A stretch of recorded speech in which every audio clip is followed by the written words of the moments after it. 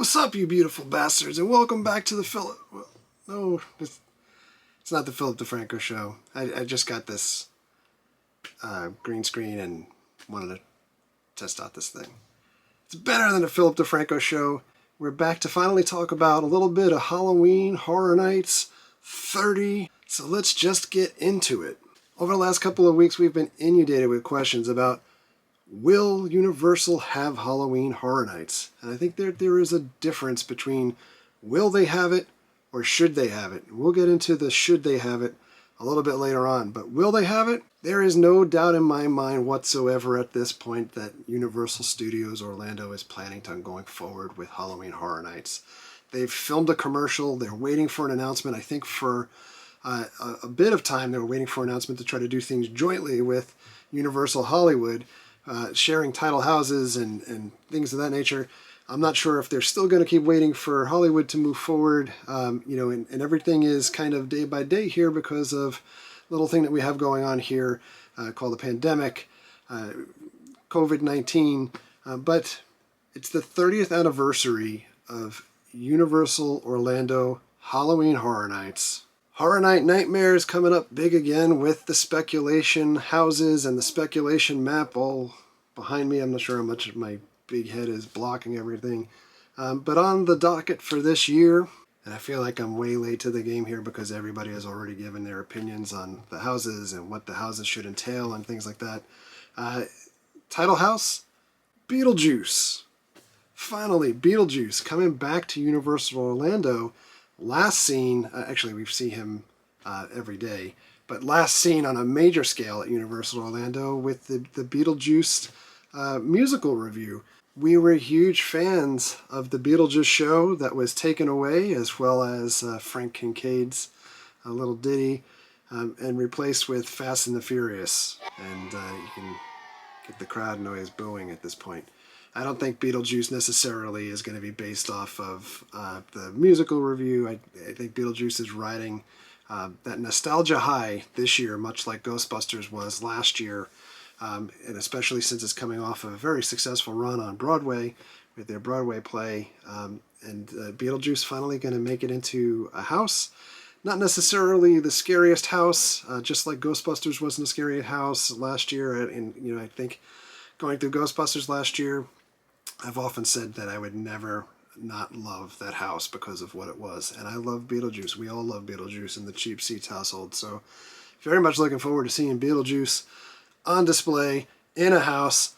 I am also really looking forward to not only what they'll do in the house, but maybe what they'll do outside the house. And I think one of the things that we've come to love with the folks that work creatively on the housing developments, on development of the houses, for Universal Orlando at least, is the facades really lay the groundwork into what you're going to experience throughout the rest of the attraction. Number 2 big house of the year, fandom greatly split upon, Billie Eilish getting a house. It was rumored at one point that Billie Eilish was going to get a house, then it was a scare zone, then it was Billie Eilish would be doing the music for Universal's Monsters, The Bride also getting her own house this year, maybe with some guest appearances of some other monsters. But Billie Eilish, I'm not the world's biggest Billie Eilish fan. We've featured her music, and I think I've said the word duh, and even titled videos, duh, probably, and we did before Hauntsman podcast, where we talked about Halloween Horror Nights, duh, for some time. Extremely talented.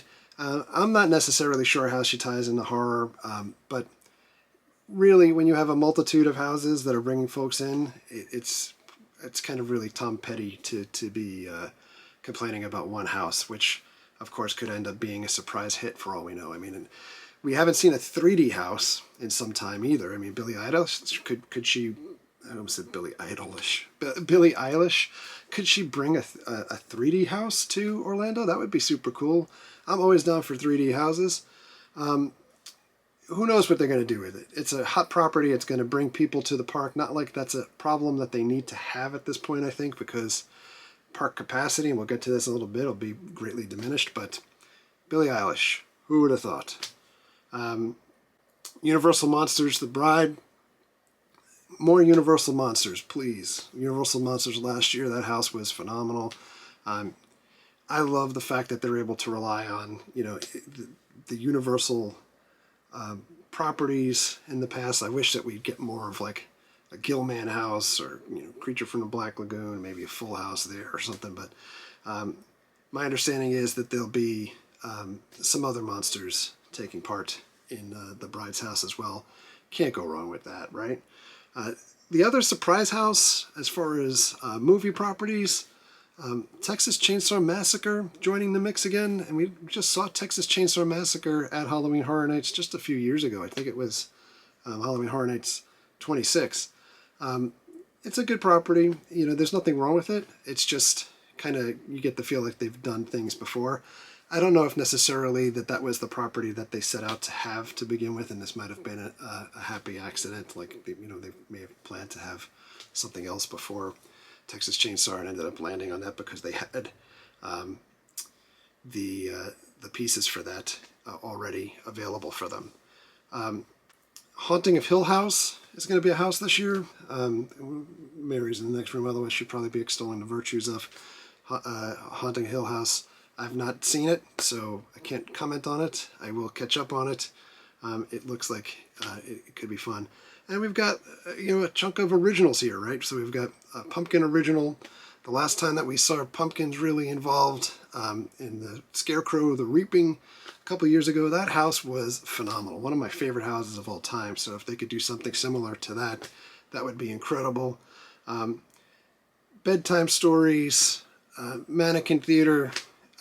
These are all things that kind of evoke nightmares. That you could certainly do a lot with things. There was, I don't know necessarily, and I don't keep up with the rumor mills and boards and stuff, but mannequins, even the thought of mannequins, they're inherently creepy.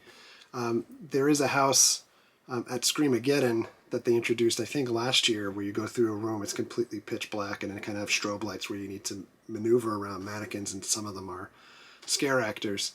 Terrifying room. That's probably one of the best rooms that they have at Screamageddon. If they do something similar like that at Halloween Horror Nights, it'll be pretty terrifying.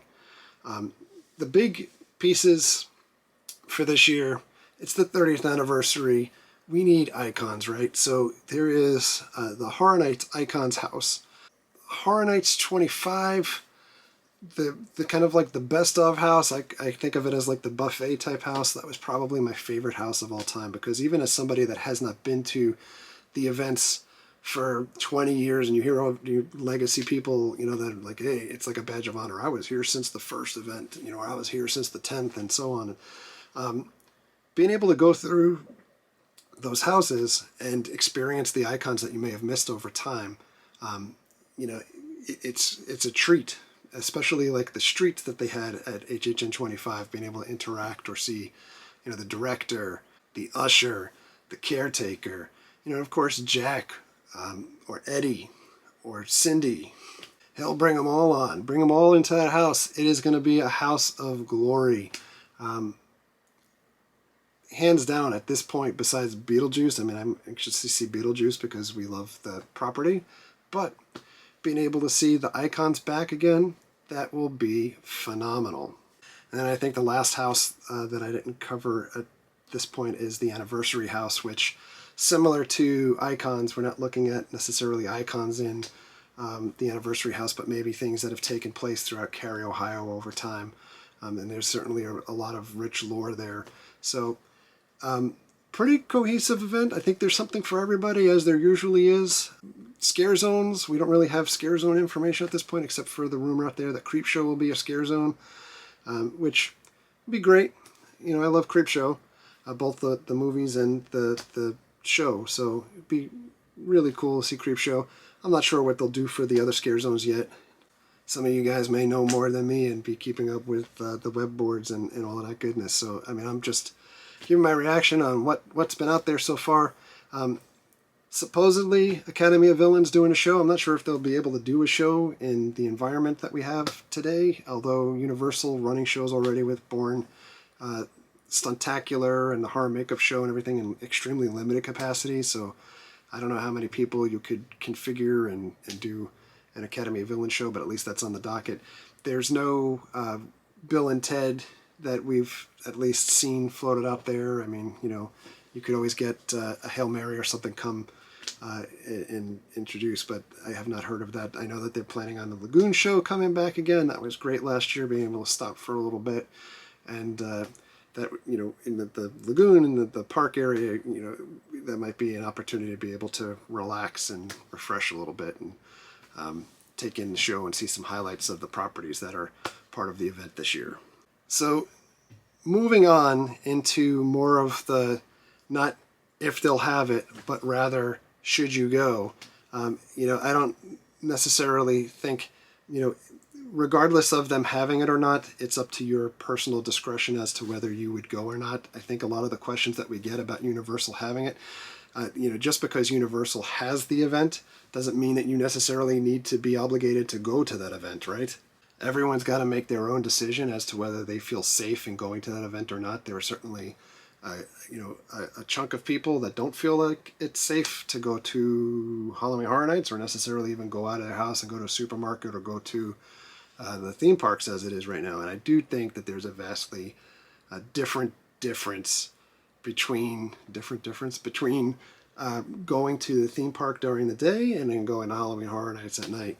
And we'll get to that in a moment. But a couple things that were floated out there already that been talked about as there'd be a reservation system for, first of all, there'll be limited capacity, right? So the parks have been opening and active at a very limited capacity. Let's say Halloween Horror Nights, if you guys have not seen this over time, you can check out behind me. This is the crowd for Halloween Horror Nights. It is packed.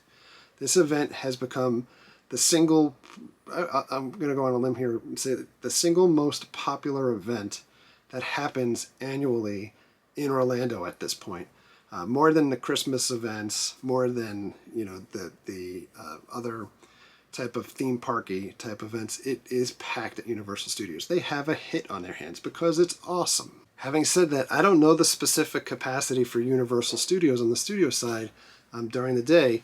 I am going to say by estimate of what I've heard for Halloween Horror Nights where it's reached capacity at that event at night, sometimes they say it could potentially get up to like 20,000 people at Universal Studios. And if I'm off, I'm sure I'll get called out in the comments, and that's fine. You know, I would appreciate knowing like what the actual capacity is.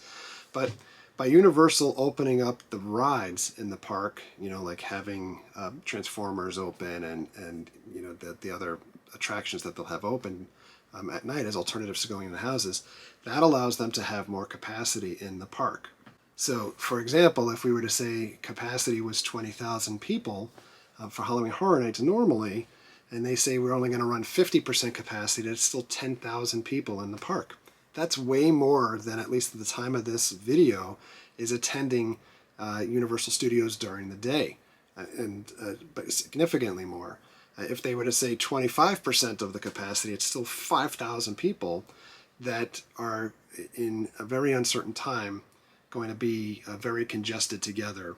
Halloween Horror Nights is known throughout the haunt community, if you have not been to this event before, as being very conga line-like. So we're talking, keep up with the person in front of you, and everybody is like literally like, you know, bodies are next to each other going through the houses. And this may be your party, or this may be somebody else.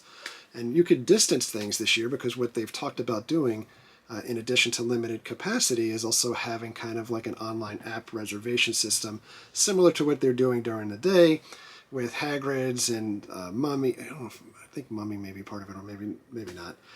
At least Hagrid's, Fast and the Furious, Minions, some other rides where you can get into the Universal app, put in your party size of how many people you have in your party, and what attraction you want to wait for.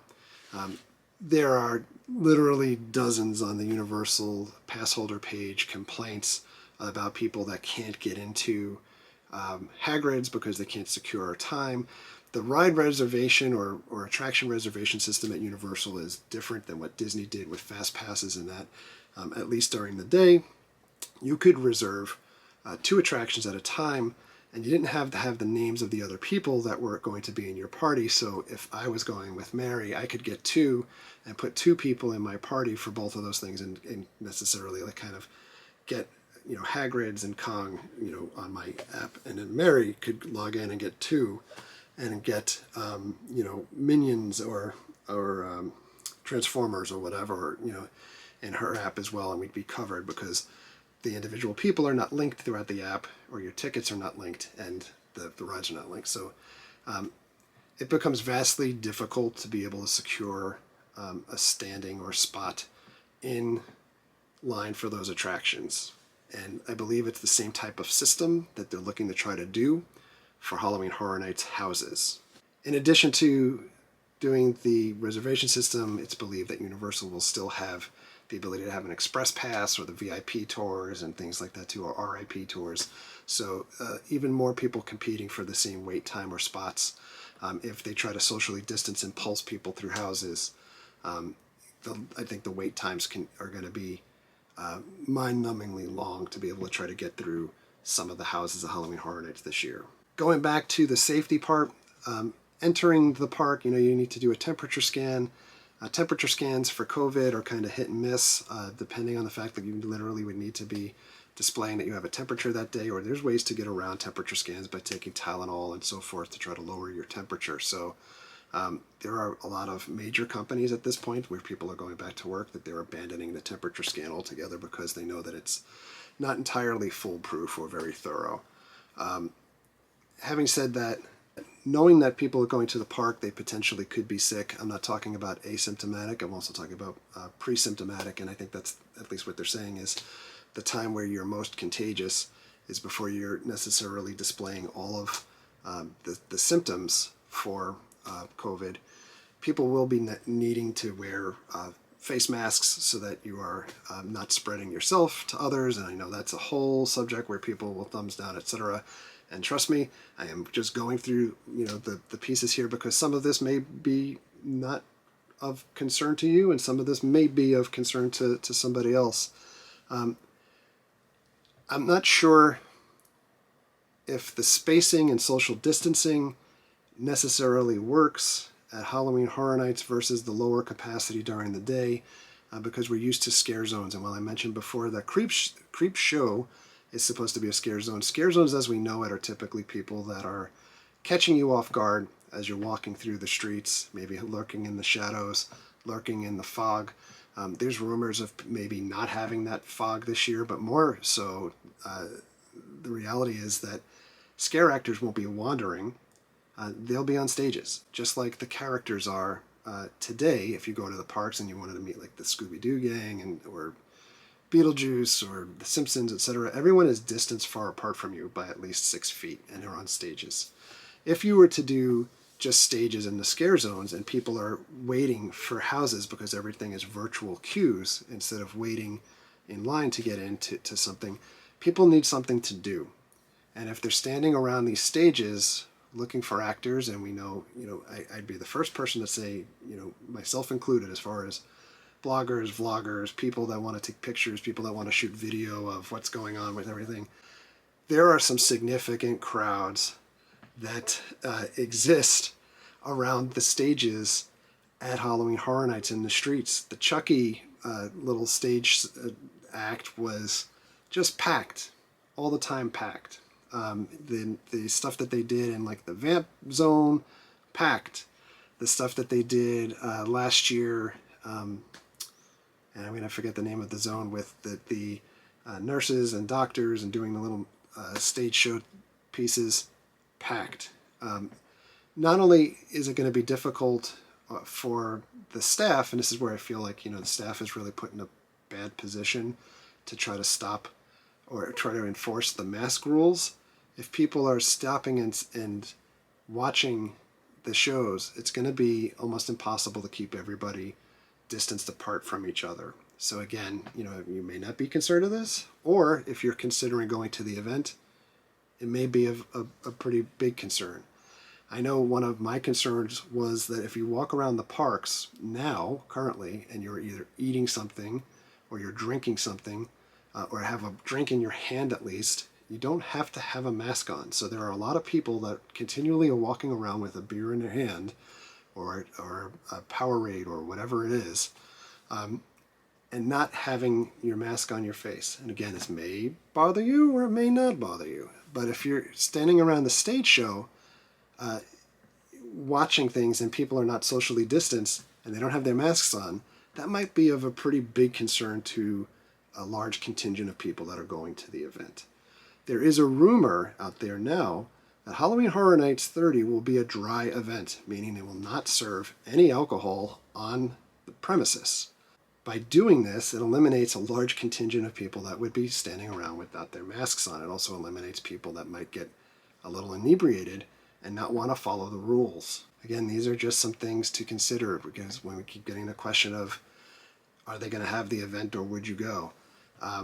The actors themselves this year, my understanding is that there is primarily going to be use of masks this year that the actors would take home. So they'd be assigned one mask themselves. It's theirs. They take it home, they clean it. You're relying on the actors to actually do a thorough cleaning of their mask if this is what ends up happening.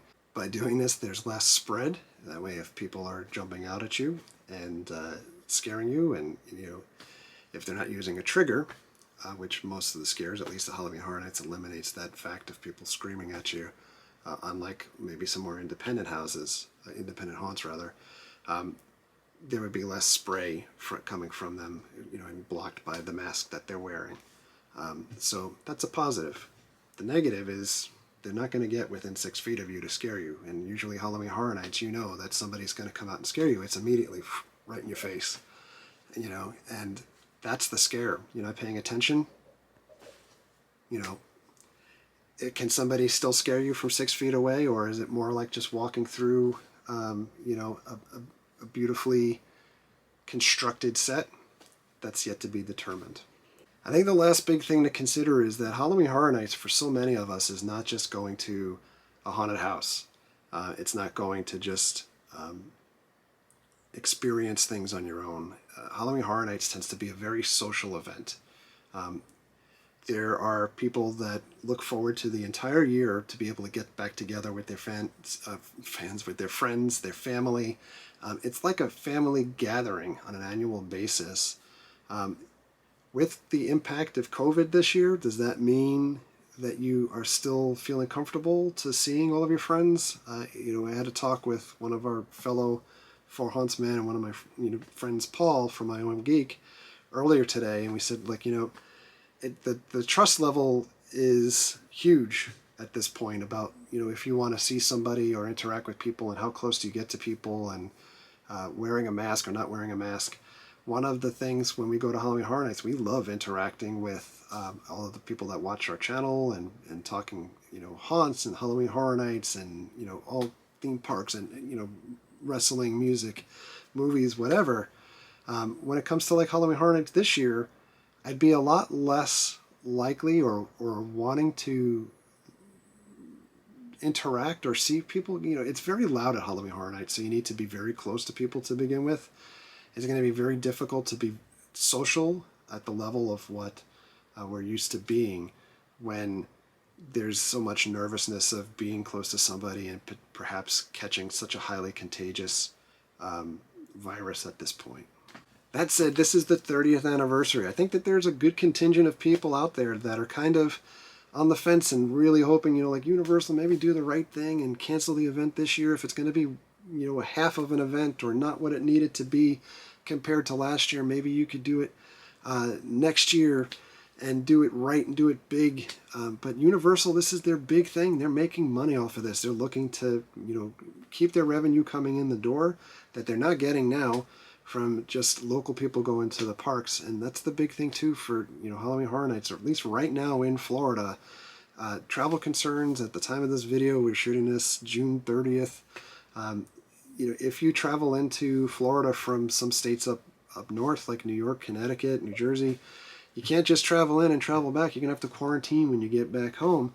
And then there's a large contingent of people that watch us from overseas that literally can't make it to Florida at this point because they're not able to get a flight into Florida. So this event, all of a sudden, the social aspect or wanting to experience this all together, or even having the event available for everybody to experience cumulatively, it's greatly reduced. So I guess the question is, you can leave a comment below, are you still planning on going to Halloween Horror Nights? Are you looking forward to it? You guys are going to ask me, like, right now, I'd love to say that I don't want to go or I wouldn't go, and I genuinely at this point don't feel safe going to Halloween Horror Nights. I think it's without a doubt going to be,